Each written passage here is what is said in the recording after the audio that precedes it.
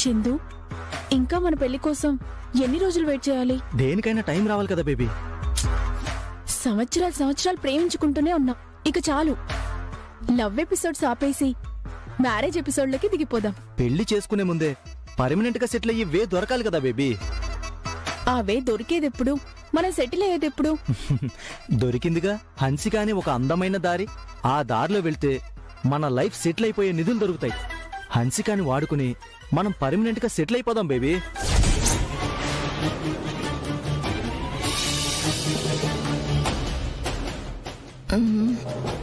చందు ఎక్కడికి వెళ్ళినట్టు?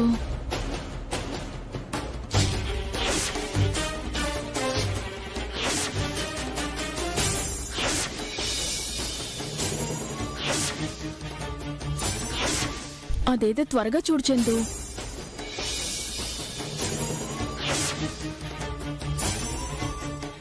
దాని దగ్గర నుంచి మనీ లాగేస్తే మనం త్వరలో మ్యారేజ్ చేసేసుకోవచ్చు.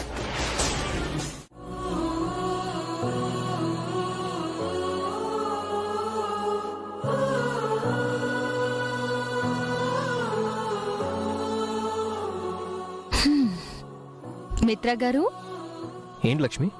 తమరికి ఉదయం రాత్రి అనే తేడా లేదా? పని చేసేదెప్పుడో పడుకునేదెప్పుడో అన్ని గుర్తు చేయాలా? కొంచెం ముఖ్యమైన పని లక్ష్మి, అందుకోసమే మాటి మాటికి చెక్ చేసుకోవాల్సి వస్తుంది. ఉదయం లేచి చేసుకోవచ్చు కదా. ఇది government construction tender related work Lakshmi. రేపే ఆ టెండర్ ఉంది. ఆ ప్రాజెక్ట్ ఎలా అయినా మనకే రావాలని మామ్ ఎన్నో రోజుల నుంచి అనుకుంటుంది. అందుకోసమే కొంచెం ఎక్కువగా కష్టపడాల్సి వస్తుంది. నన్నేమన్నా సాయం చేయమంటారా? నువ్వు ఇప్పటికే ఇంట్లో కష్టపడుతున్నది చాలు. నా పనిలో కూడా నిన్ను ఇన్వాల్వ్ చేసి ఇంకా కష్టపెట్టడం నాకు ఇష్టం లేదు. సరేనండి.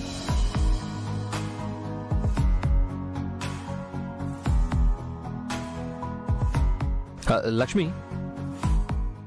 ఏంటండి? ఆ కబోర్డ్ షెల్ఫ్ లో ఒక పెన్ డ్రైవ్ ఉంటుంది, అదొకసారి తీసుకురావా?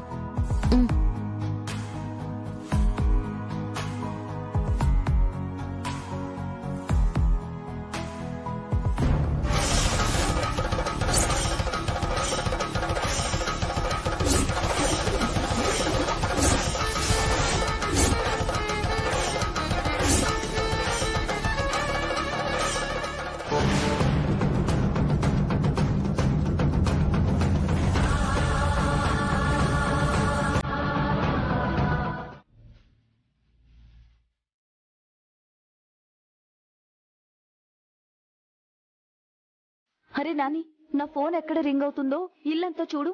అలాగే అక్క.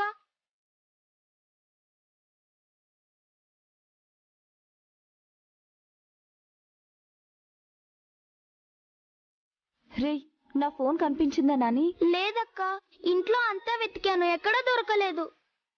అక్క, నువ్వు బయటేమన్నా వదిలేసావా? ఏమోరా, నాకేమీ గుర్తు రావడం లేదు. కొంపదీసి ఎవడో కొట్టేలేదు కదా?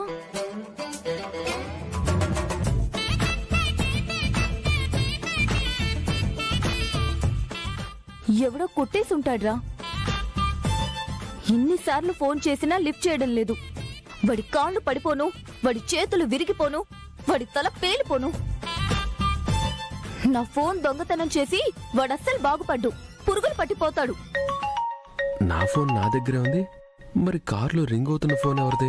నువ్వు మాత్రం శాలినితో వెళ్ళడానికి వీల్లేదన్నానా? చెప్తున్నానా?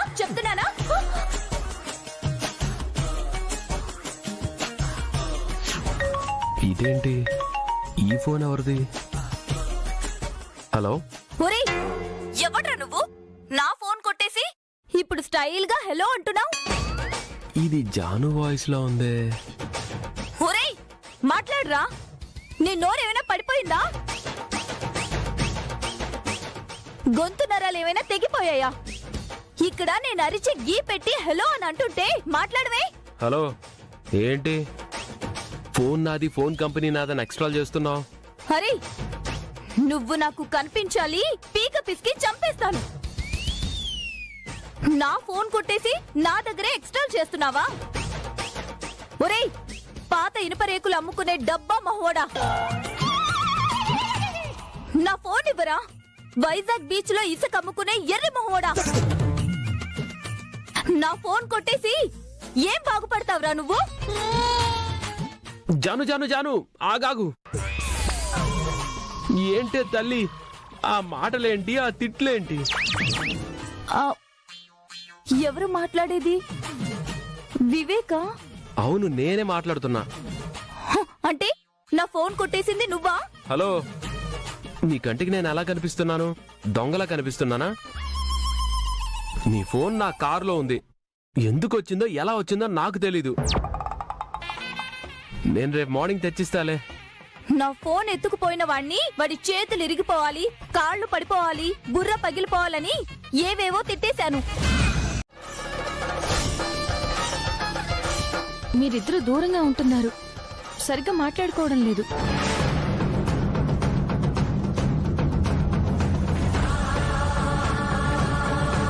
నేనొక మాట అడుగుతాను, చెప్తారా?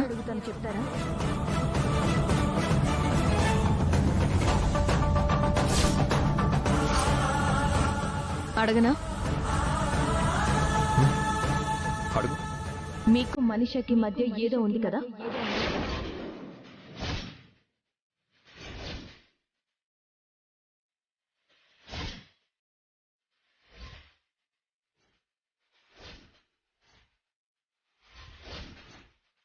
చెప్పండి మిత్ర గారు, మీ ఇద్దరి మధ్య ఏదో ఉంది కదా? ఏదో అంటే? ఏదో అంటే ఏదో గొడవ జరుగుతుంది కదా? నాకు తెలుసండి, మీరెందుకో గొడవ పడ్డారు, సరిగ్గా మాట్లాడుకోవడం లేదు. మీ మధ్య ఉన్న గొడవ ఏంటో నాకు చెప్పకపోయినా పర్వాలేదు, కానీ ఆ గొడవని మాత్రం ఎక్కువ రోజులు కొనసాగించకండి. స్నేహితులన్నాక చిన్న చిన్న మనస్పర్ధలు వస్తాయి. చిన్న చిన్న అపోహలు, అపార్థాలు చాలా సహజంగా వస్తూ ఉంటాయి. అవి ఆకాశంలో మేఘాల్లా వచ్చిపోతుండాలి. అంతేకాని వేసవిలో సూర్యుడిలాగా వచ్చి ఉండిపోకూడదు. స్నేహితులు మాట మాట అనుకోవచ్చు, కానీ అంతలోనే అన్ని మర్చిపోవాలి. తిట్టుకోవచ్చు, కొట్టుకోవచ్చు, కానీ వెంటనే కలిసిపోవాలి. ఎందుకంటే మంచి స్నేహితులు మనకి అన్ని చోట్ల అన్ని వేళలా దొరకరు. అందుకే దొరికిన వాళ్ళని మాత్రం ఎప్పుడు పోగొట్టుకోకూడదు. కొంతమంది స్నేహితుల్ని, కొన్ని రకాల బంధాల్ని మనం అంత సులువుగా మర్చిపోకూడదు, అంత సులువుగా విడిచిపెట్టకూడదు. ఎందుకంటే వాళ్ళు దూరం అయిపోయినప్పుడు గుండెల్లో కలిగే బాధ జీవితాంతం తొలుస్తూనే ఉంటుంది.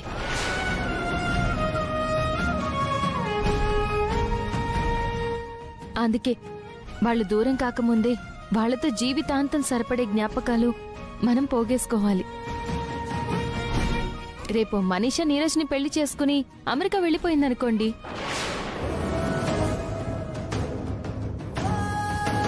అప్పుడు మనీషా దూరం అయిపోయిందని మీరెంత బాధపడతారు? అసలు నాకు మనీషాకి మధ్య ఏముందో తెలిస్తే నువ్వేమైపోతావు లక్ష్మి?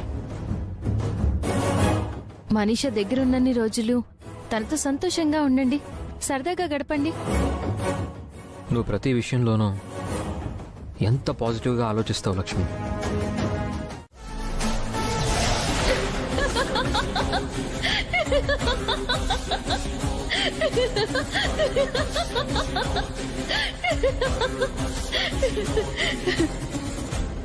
ఏంటి, మిత్రని పెళ్లి చేసుకుంటావా?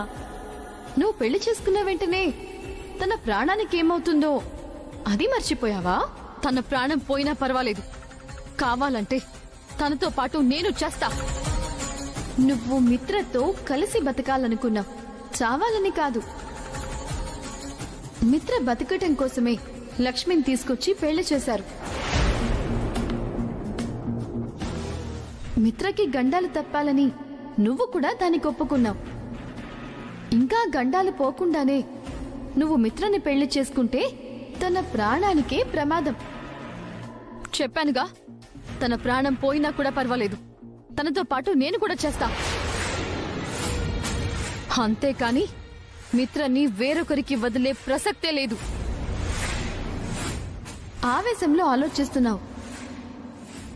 మరొకసారి అన్నీ అర్థం చేసుకొని ఆలోచించి నిర్ణయం తీసుకో.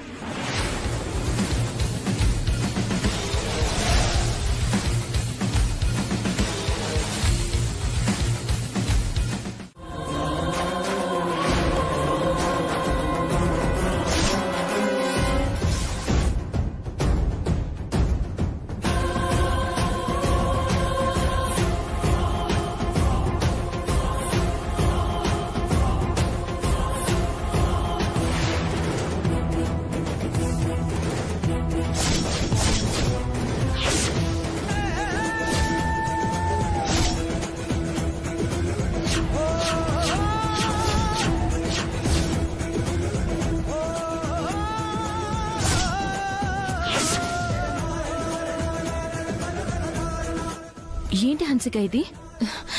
ఇవన్నీ నీకు అనవసరం.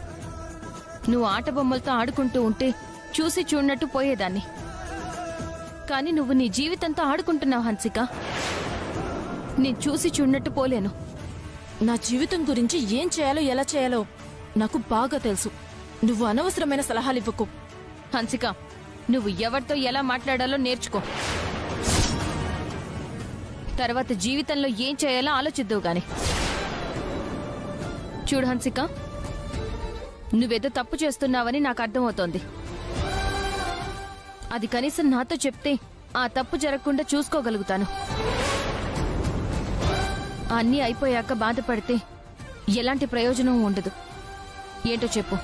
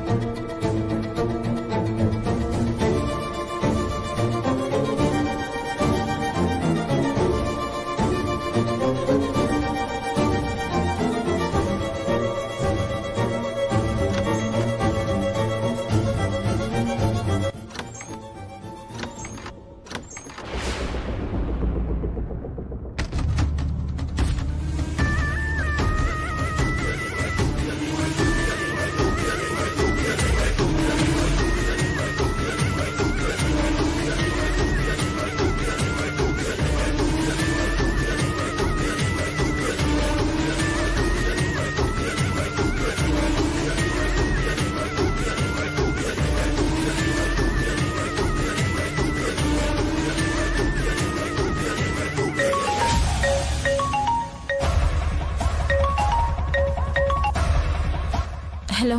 నువ్వు ఆలోచిస్తూ కూర్చుంటే నేను ఇక్కడ ఆగలేను హన్సిక.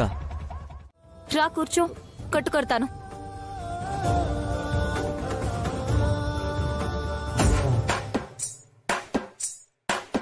హాయ్ వివేక్. హాయ్. వివేక్ ఏంటే చక్కగా బావా అనొచ్చు కదా. సరే అమ్మా, ఈసారి నుంచి అంటానులే. వివేక్ చేటివ్వు.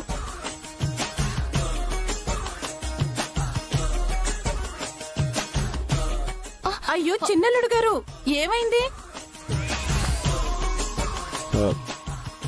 చిన్న దెబ్బ తగిలిందా ఆంటీ?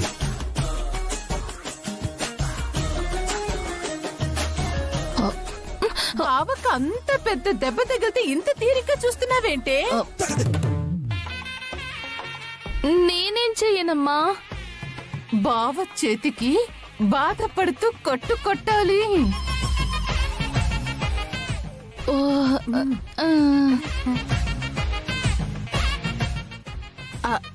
జాను, నువ్వు వెళ్ళి వివేక్ కి కాఫీ చేసుకుని తీసుకుని రామ్మా. ఈ పని షాలు చేస్తుందిలే.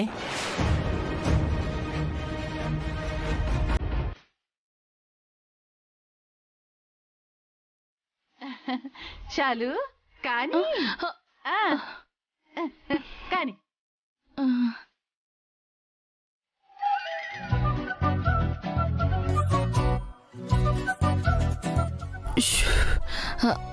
నేను బాగా కట్టు కడతాను బావా. చూడు, అస్సలు నొప్పి రానివ్వను.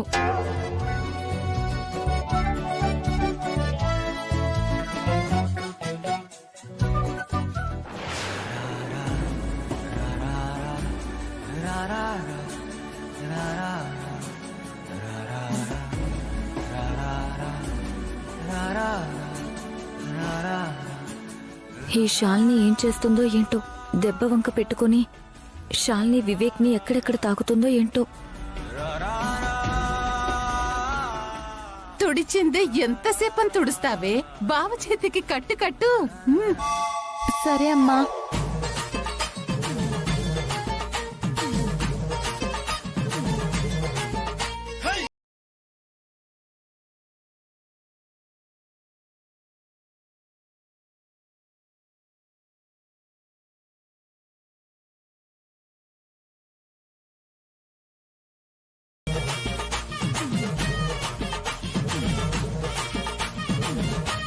లక్ష్మి, లక్ష్మి, లక్ష్మి ఎక్కడున్నావు? లక్ష్మి, లక్ష్మి.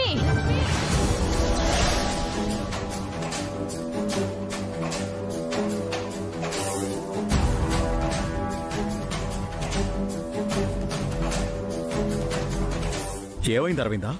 ఎందుకంత కోపంగా ఉన్నావు? ఎందుకు లక్ష్మిని అంత కోపంగా పిలుస్తున్నావు? లక్ష్మి ఎక్కడా? లక్ష్మి ఇంట్లో లేనట్టుంది అరవిందా. ఇంటి పట్టునుండకుండా చెప్పిన పని చెయ్యకుండా ఎక్కడికి వెళ్ళినట్టు?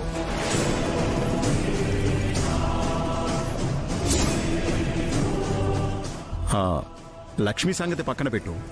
ఇంతకీ టెండర్ ఏమైంది? టెండర్ మిస్ అయింది డాడ్.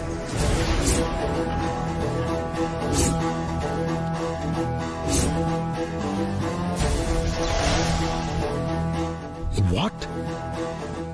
టెండర్ మిస్ అవడం ఏంటా? చెప్పిన పని చెప్పినట్టు చేసేవాళ్ళుంటే అనుకున్న పనులు కూడా అనుకున్నట్టే జరుగుతాయి.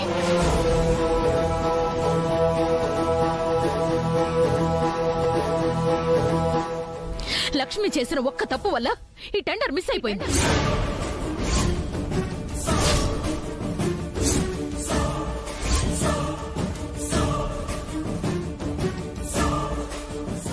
ఎన్నో రోజులుగా నేను ఎదురు చూస్తున్న ప్రాజెక్ట్ చేజారిపోయింది.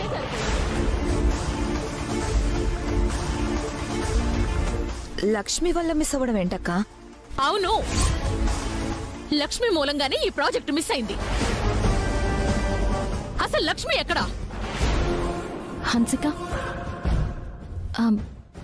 జరిగిందేదో జరిగిపోయింది.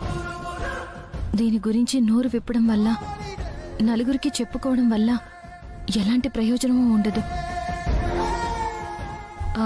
పైగా నీ గురించి తెలిస్తే ఇంట్లో వాళ్ళందరూ కుమిలిపోతారు.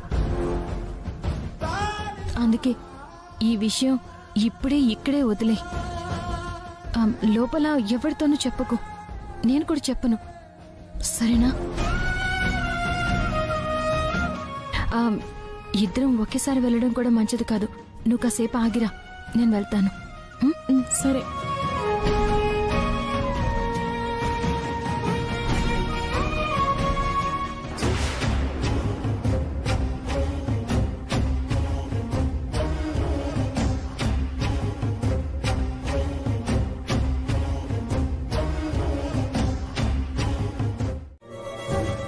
ప్రతిదానికి ఓ కారణం ఉంటుందండి. కారణం లేకుండా ఏది జరగదు. కారణం లేకుండా మనమేం చెయ్యం. కానీ ఇంత పెద్ద ప్రాజెక్టు కూడా తను చేసిన తప్పు వల్ల చేజారిపోయినప్పుడు ఏం జరిగిందో చెప్పాల్సిన బాధ్యత లక్ష్మికి ఉందా లేదా? ప్రాజెక్టు పోయినందుకు నాకు బాధగానే ఉంది. దానికి కారణమేంటో తెలుసుకోవాలని నాకు ఉంది. అలాగే ఇప్పుడు లక్ష్మి మౌనం వెనుక ఏదో ఒక బలం తనను ఆపుతుంది అని నాకు అర్థమవుతోంది. తనను అర్థం చేసుకోవడానికి ప్రయత్నిస్తే ఏ సమస్య ఉండదని నా అభిప్రాయం. అర్థం చేసుకుంటానండి, నేను కూడా అర్థం చేసుకుంటాను. కానీ సమాధానాలు లేకుండా, కారణాలు తెలుసుకోకుండా నాకు నేను సర్ది చెప్పుకోలేను. నాకు నేను అర్థం చేసుకుంటూ కూర్చోలేను. ఎందుకంటే ఇది ఎన్నాళ్లుగానో కలలు కంటున్న ప్రాజెక్టు, ఎన్నో రోజులుగా ఎదురు చూస్తున్న ప్రాజెక్ట్. కేవలం లక్ష్మి చేసిన ఒక మూర్ఖమైన పని వల్ల అది చేజారిపోయింది. అందుకే తన మీద కోపం కట్టలు తెంచుకొని వస్తోంది.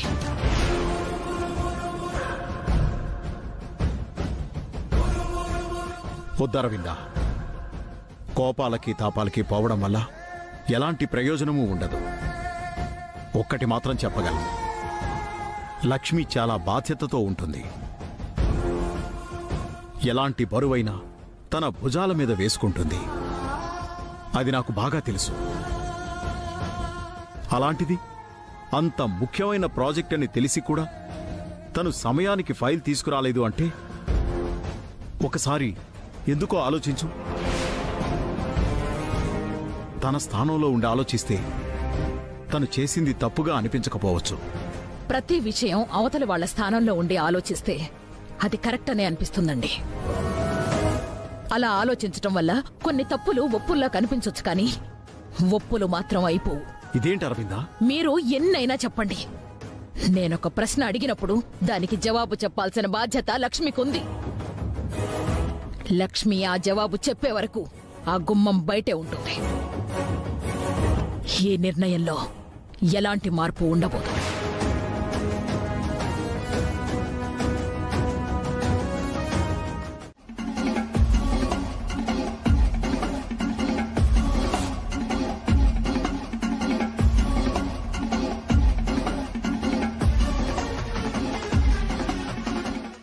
అసలు మిత్రకేమైంది? నేను మాట్లాడకపోతే మెంటలెక్కి నాకు ఫోన్ల మీద ఫోన్లు చేస్తుండేవాడు. నేను కాస్త కోపంగా ఉన్నానని తెలిస్తే కింద మీద పడిపోయేవాడు. అలాంటిది ఇప్పటి వరకు నాకు ఫోన్ లేదు, మెసేజ్ లేదు. అసలు నా పరిస్థితి ఎలా ఉందో తెలుసుకోవాలి అనే ఆరాటం కూడా తనకి లేదు.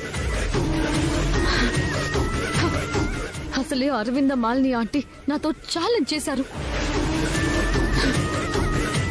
ఇంకో 4 రోజుల్లో మిత్రతో తాళి కట్టించుకుంటానని శపథం చేశాను. అదే కాని జరగకపోతే ఆ నీరజ్తో నా పెళ్లి జరిగిపోతుంది. లేదు లేదు, అలా జరగటానికి వీల్లేదు.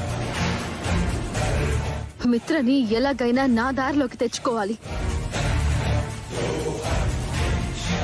ఇలాంటివన్నీ తను తెలుసుకోకపోతే తనకి నిద్ర పట్టదు.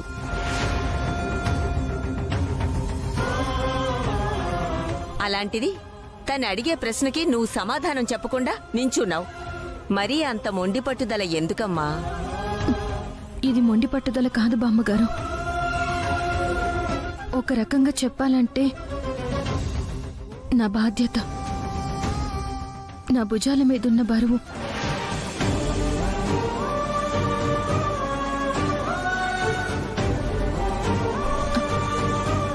అందుకే చెప్పకుండా ఆగిపోవాల్సి వచ్చింది.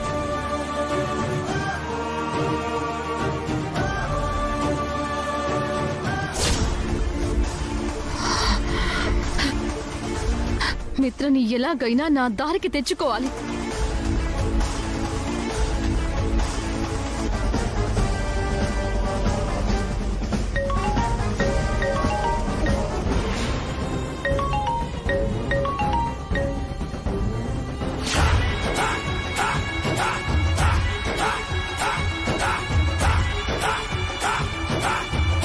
ఏంటి నా ఫోన్ కాల్ కట్ చేస్తున్నాడు? ఒకప్పుడు గంటకి ఒకసారి ఫోన్ చేస్తేనే గాని నిద్ర పట్టదు అంటూ ఉండేవాడు. అలాంటిది ఇప్పుడు నా ఫోన్ కాల్ కట్ చేస్తున్నాడు.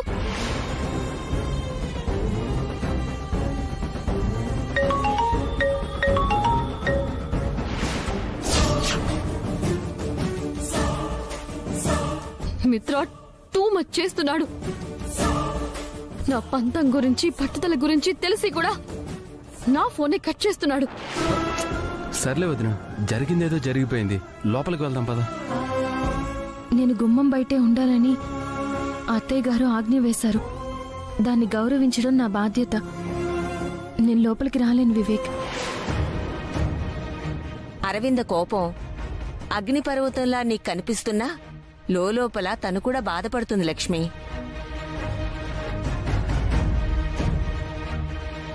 అవేమీ నువ్వు ఆలోచించకు. నేను చెప్తున్నాను కదా, నువ్వు లోపలికి పదా. లేదు బామ్మగారు, టెండర్ క్యాన్సిల్ అవడానికి కారణం అయ్యి అత్తయ్య గారిని నేను బాధ పెట్టాను. ఎందుకు అని అడిగిన ప్రశ్నకు సమాధానం చెప్పకుండా ఆవిడికి కోపం తెప్పించాను. ఆమె బాధకి కోపానికి మూలం నేనే కాబట్టి నాకు శిక్ష విధించారు. అత్తయ్య గారు విధించిన శిక్షని గౌరవించడం నా కర్తవ్యం.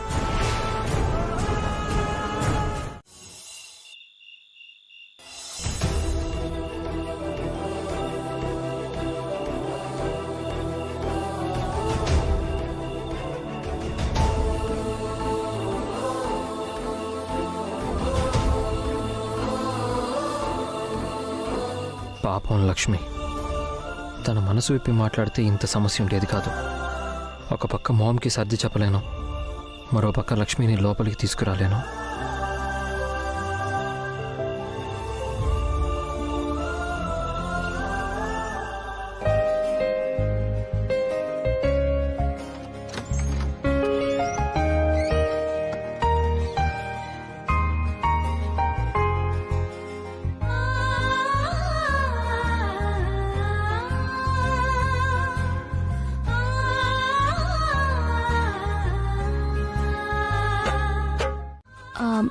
మీరేంటండి ఇక్కడ? నా అర్ధాంగి అర్ధరాత్రి ఒంటరిగా ఇక్కడ అవస్థ పడుతూ ఉంటే నేను మాత్రం లోపల నిశ్చింతగా పడుకోగలనా? అలా అని నాతో పాటు రాత్రంతా మీరు కూడా ఇక్కడే ఉంటారా ఏంటి? ఉంటే తప్పేముంది? కొంప తీసి అలాంటి పనులేమీ చేయకండి. అసలే చల్లగా ఉంది, మళ్ళీ మీకు జలుబు చేస్తుంది. చల్లగా నీకు లేదా? జలుబు నీకు రాదా? నాకంటే అత్తయ్య గారు పనిష్మెంట్ వేశారు కాబట్టి ఇక్కడున్నాను. మీకెందుకు? మీకేం పనిష్మెంట్ ఉంది? నీతో ఇలా ఉండడానికి పర్మిషన్ ఉండనవసరం ఏం లేదు. నీకు నాకు ఉన్న హస్బెండ్ అండ్ వైఫ్ రిలేషన్ చాలు.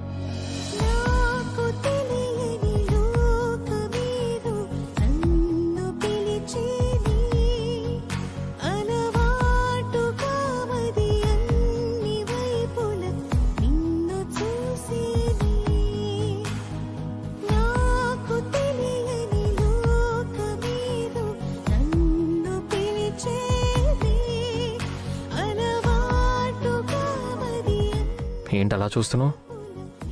ఒక్కోసారి మీరు భలే క్యూట్ గా ఉంటారు తెలుసా? అవునా? ఇంకా ఎలా ఉంటాను? ఇంకా ఎలా అంటే అప్పుడప్పుడు మా బంటిలా అనిపిస్తారు. బంటీనా? వాడెవడు? ఆమ్, ఓహో, మీ ఊర్లో మీ పక్క వీధిలో ఉండేవాడే ఆ బుడ్డోడా? అవును. మళ్ళీ వాడెందుకు గుర్తొచ్చాడు? వాడు కూడా మీలాగే ఎవరైనా ఏదైనా కష్టంలో ఉంటే టక్కున వచ్చేస్తాడు. తనకి తోచిన సాయం తను చేస్తూ ఉంటాడు. తన గురించి తను చూసుకోకుండా పక్కనున్న వాళ్ళ గురించి ఆలోచిస్తాడు. అవునా? అయితే నువ్వు బంటిని అన్నమాట. ఆ? బంటినీనా? అదేంటి? బంటికి ఫిమేల్ వెర్షన్. నేను బంటి అయితే నువ్వు బంటిని.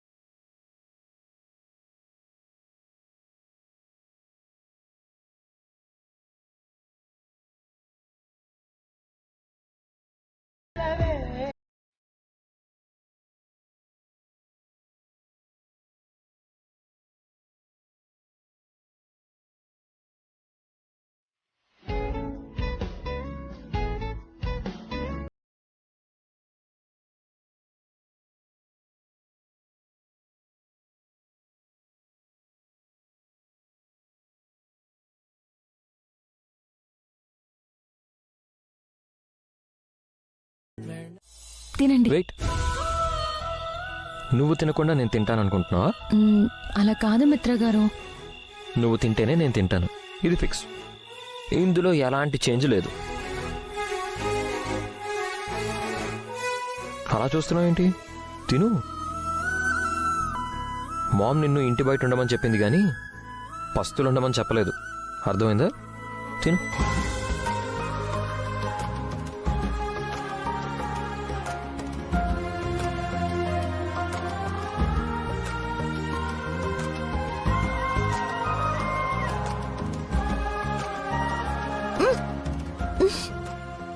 ఏమైంది? కొంచెం వగరుగా ఉన్నట్టుంది. అవునా? అది పూర్తిగా పండినట్టుందే. ఏది టివు?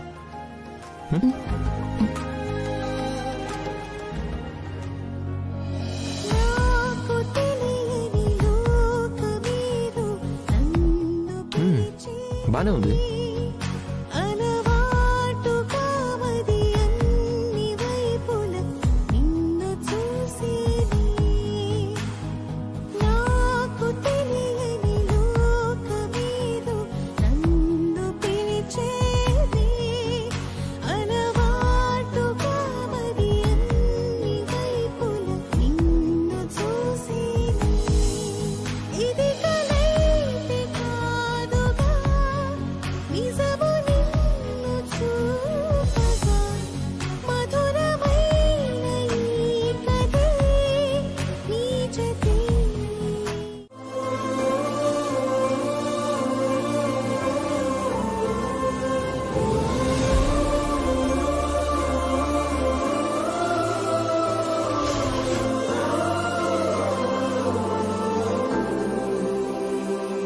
వదినా ఇంకా ఏం ఆలోచిస్తున్నావు? పెద్దమ్మ గ్రీన్ సిగ్నల్ ఇచ్చేసింది కదా, రా.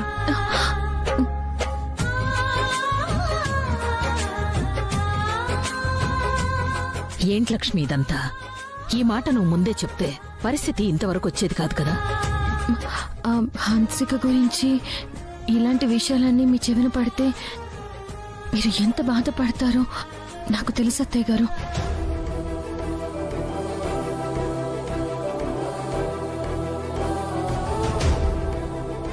కూతురు గొప్ప పనులు చేస్తే సంతోషపడతారు, కానీ ఇలాంటి ముప్పులో ఇరుక్కుందంటే ఎంత కుమిలిపోతారు.